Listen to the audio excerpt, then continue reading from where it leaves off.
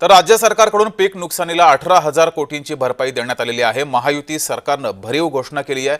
शेतकऱ्यांना मोठ्या प्रमाणात मदत ही सरकारकडून केली गेली आहे। शेतकऱ्यांचं मुसळधार पावसामुळे मोठं नुकसान झाले, त्या पार्श्वभूमीवर सरकारकडून ही मदत करण्यात आली आहे।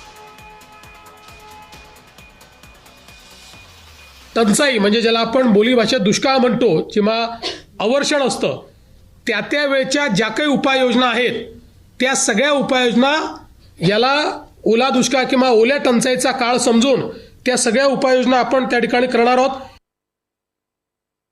जमीन महसुलात सूट असेल, कर्जाचं पुनर्गठन असेल, शेतीशी निगडीत कर्जाच्या वसुली स्थगिती असेल, कृषी पंपाच्या चालू वीज तर बिल तर आता लागतच नाही, त्यामुळे तो विषयच संपलाय। वीज बिल आम्ही वसूलच करत नाही। शालेय व महाविद्यालयीन विद्यार्थ्यांना परीक्षा शुल्कात माफी हे देखील करण्यात येणार आहे। आणि रोयो अंतर्गतच्या कामाच्या निकषात ज्या काही सुधारणा करायच्या त्या आपण करणार आहोत। आणि विशेषतः अतिवृष्टी व पूर परिस्थितीमध्ये हे जे काही तालुके आपण जाहीर केले आहेत तिथे शेतीच्या वीज पंपाची जी काही वीज जोडणी आहे ती त्या ठिकाणी अबाधित राहील। त्याचं नुकसान झालं असेल तर त्याची भरपाई मिळेल।